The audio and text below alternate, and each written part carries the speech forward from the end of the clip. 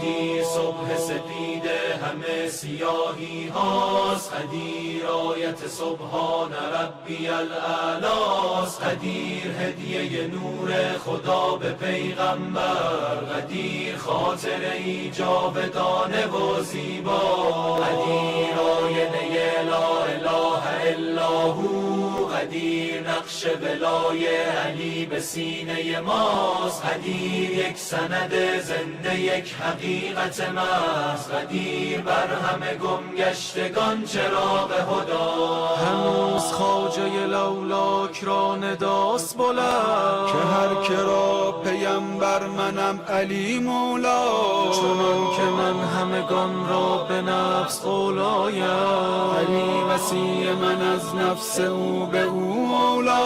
علی علیم و علی عالم و علی اعلم،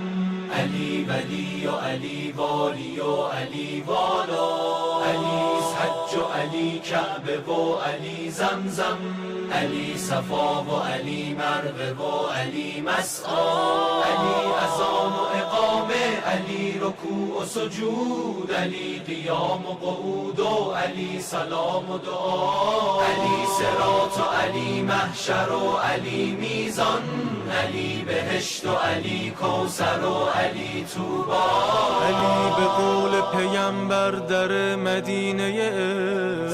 دران که راه خطا همیشه خطا، کننده در خیبر بود وصی رسول، نه آن که کرد فرار از جهاد حق کجا، کسی که گفت سلونی سزد امامت را، نه آن کسی که به لولا به جهل خود گویا،